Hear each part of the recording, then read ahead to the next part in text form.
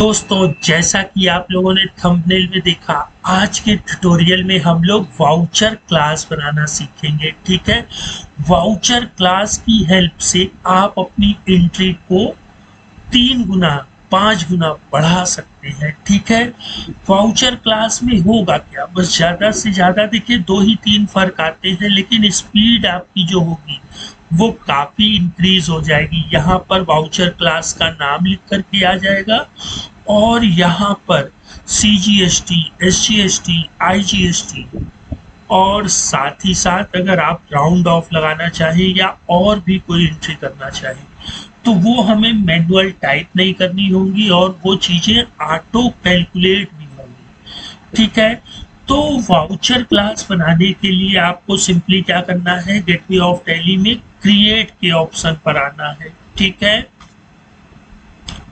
और आप लोग जैसे कि ग्रुप बनाते हैं, लेजर बनाते हैं, वैसे ही वाउचर टाइप पर आ जाना है।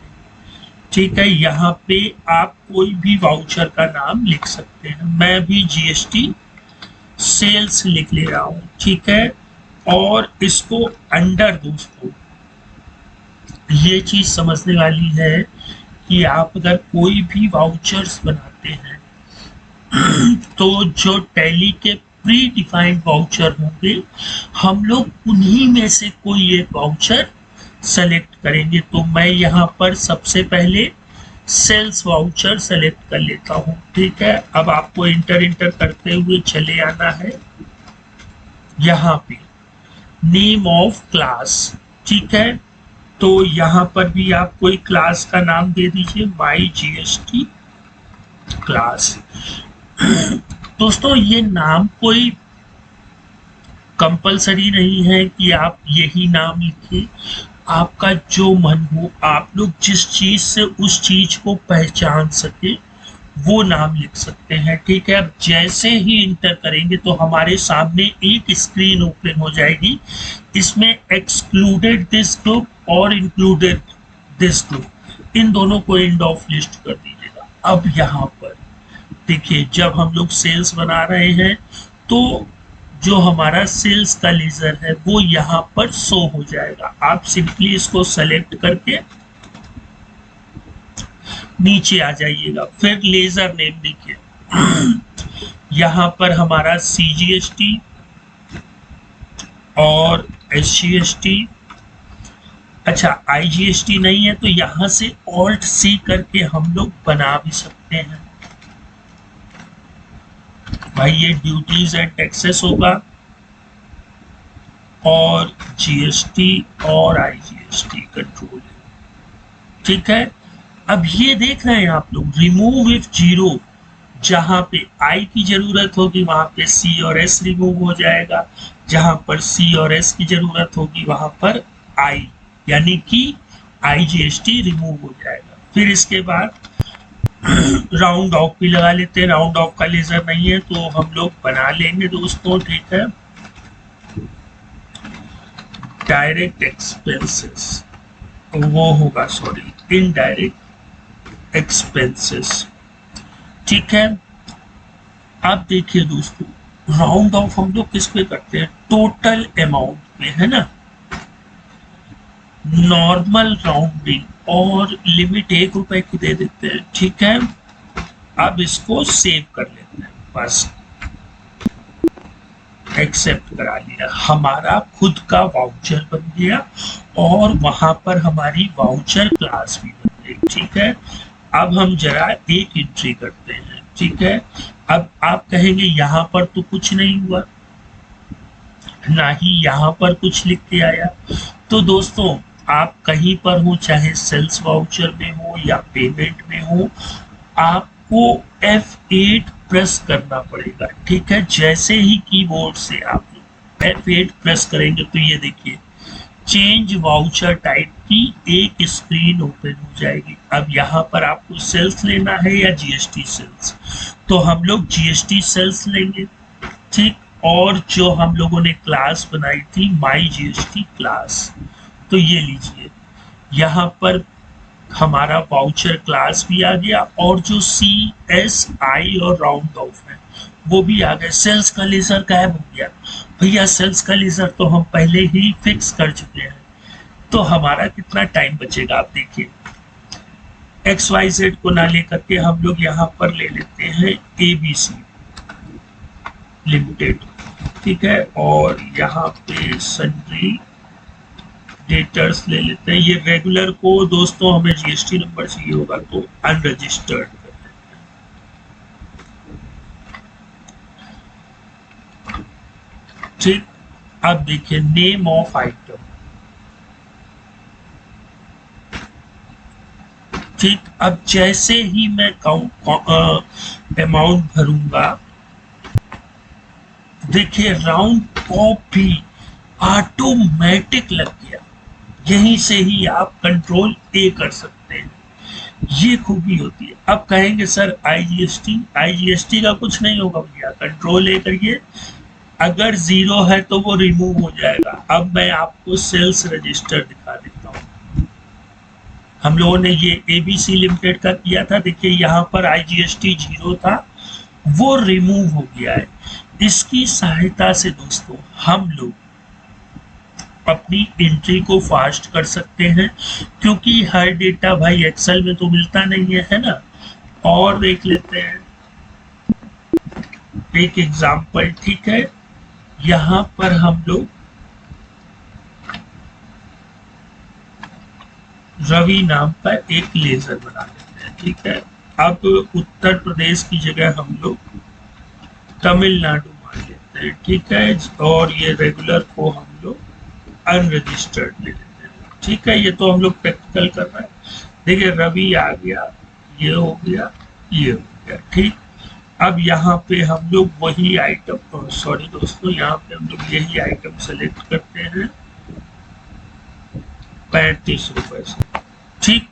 तो अब ना तो C आया ना S आया, ऑटोमेटिक I फिलअप हो गया, और साथ ही साथ जो राउंड ऑफ की जरूरत थी 20 पैसे यहाँ देखिए राउंड ऑफ हो गए, और हमारे सामने हमारा रिजल्ट आ गया। बस इसको कंट्रोल A कर देंगे, ठीक है दोस्तों। एक तो ये बात हो गई, ठीक है, कि हम लोग सेल्स में कर सकते हैं। क्या हम लोग परचेज, रिसिप्ट, पेमेंट वहां पर भी कर सकते हैं? जी हाँ, बिल्कुल कर सकते हैं, ठीक है। तो आप लोग प्रैक्टिस करिएगा, कुछ चीजें जो बार बार लिख रहे हैं उन पे टाइप ऑफ वाउचर बना करके आप एंट्री कर सकते हैं। अच्छा, अब आज दोस्तों हम लोग थोड़ी सी और जानकारी ले लेते हैं। हमने जो सेल्स की एंट्री की उसको ट्रायल से समझ लेते हैं, ठीक है। हमारा सेल, परचेज, एक्सपेंस और इनकम, ये रेवेन्यू होते हैं दोस्तों, ठीक है। This is the part of profit and loss. मेरी बात को समझिएगा दोस्तों, क्योंकि अगर आप चाहते हैं अकाउंटेंट बनना, आप चाहते हैं अकाउंटिंग सॉफ्टवेयर बनाना, तो ये फंडे आपको मालूम होने चाहिए कि बस GSTR 1 में भेज देने से हमारा वर्क हो जाएगा, तो ऐसा नहीं है। हमें चीजों को भी समझना है कि प्रॉफिट एंड लॉस कैसे बनता है, ट्रायल बैलेंस कैसे बनता है, बैलेंस शीट कैसे बनती है, लेजर कैसे बनते हैं, है ना। तो देखिए हमारा सेल्स, हमारा राउंड ऑफ, ठीक है, ये तो रेवेन्यू आइटम हो गए। कैश इन हैंड, ये हमारा करेंट एसेट होता है, ठीक है। इन सब की चीजों की बात हम बाद में करेंगे। हम लोग आज बात करेंगे करेंट लाइबिलिटीज, जो हम लोग जितने भी GST के लेजर होते हैं उनको ड्यूटीज एंड टैक्सेस के अंदर रखते हैं, and duties and taxes is our liability, current liability. Liability मतलब आप लोग जानते होंगे, आम भाषा में भी जब कहते हैं कि भाई पढ़ लो ये तुम्हारी लाइबिलिटी है ना। अब दोस्तों एक पिता की लाइबिलिटी होती है, जिम्मेदारी होती है पूरे परिवार का ख्याल रखने की, आर्थिक स्थिति में भी, और अगर परिवार पर कोई भी मुसीबत है तो उस पूरी चीजों की जो जिम्मेदारी होती है वो एक फादर की होती है। उसी तरह अब भैया सेल करके आए हो तो जो जीएसटी का पैसा लिए हो वो आपका नहीं है, वो गवर्नमेंट का है। ये गवर्नमेंट को पे भी करना पड़ेगा, है ना। तो GSTR1 तो भर दिया, लेकिन जब 20 तारीख के पहले या 20 तारीख को हम लोग 3B फाइल करते हैं तो गवर्नमेंट क्या कहती, भैया जो GSTR1 में आपने लाइबिलिटी शो की थी, है ना, मैं जीएसटी के रिटर्न से दिखा दे रहा हूं आपको, DOG1, ठीक है। ये जो भैया आपने पार्टियों से लिए हैं, ठीक है, ये तो आपने XYZ लिमिटेड से लिया है, और ये B2C सेल में पार्टियों के नाम नहीं आते। एक तमिलनाडु में बेचा, एक उत्तर प्रदेश में बेचा, IC और S। ये टोटल जो है दोस्तों 100 रुपए 80 पैसे, 23 रुपए 96 पैसे 16 पैसे, 2396.16, 2396.16, टोटल टैक्स अमाउंट 4893 रुपए 12 पैसे। तो ये इस कंपनी के ओनर की लाइबिलिटी है, जिम्मेदारी है जमा करने की, है ना। लेकिन भैया जीएसटी के रूल ये भी है कि जब सेल किया है तो जीएसटी लिया है, लेकिन जब परचेज किया है तो जीएसटी पे भी तो किया है।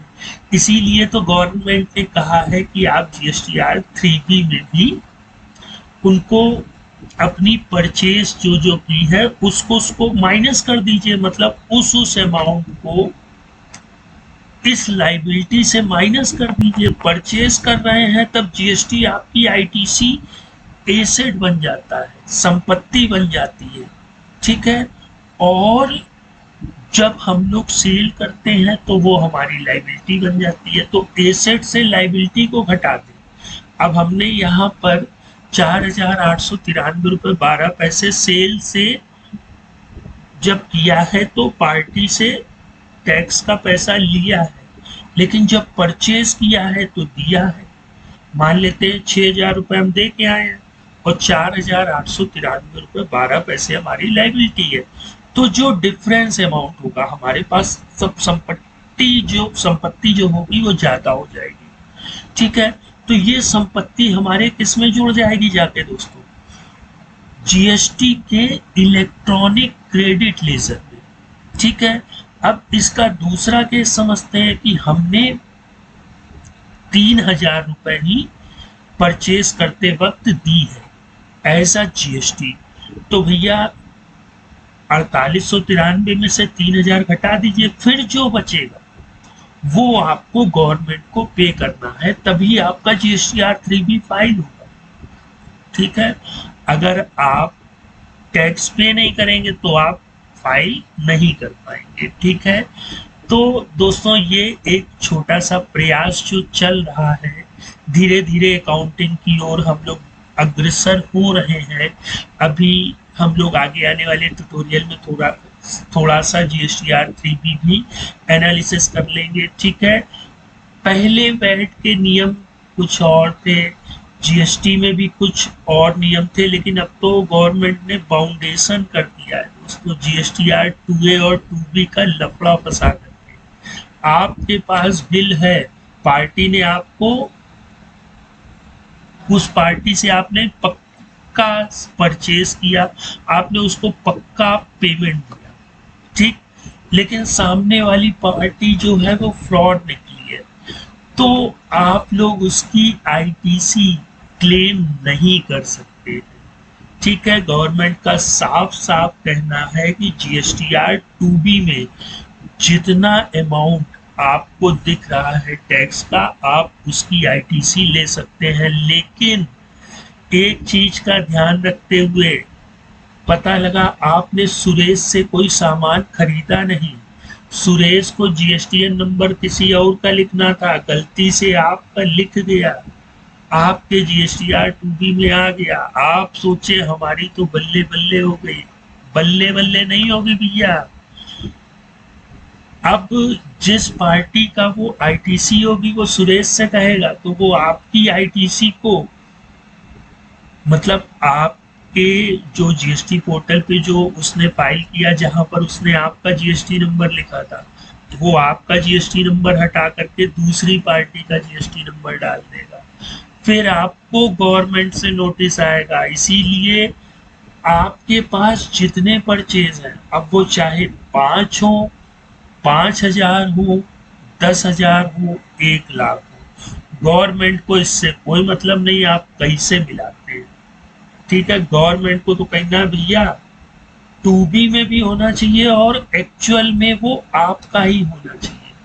ठीक है, तो इन सब के लिए टैली ने हमें जीएसटीआर 2A और 2B दोनों का रिकंसिलेशन दिया है। आप जब यहां से डेटा को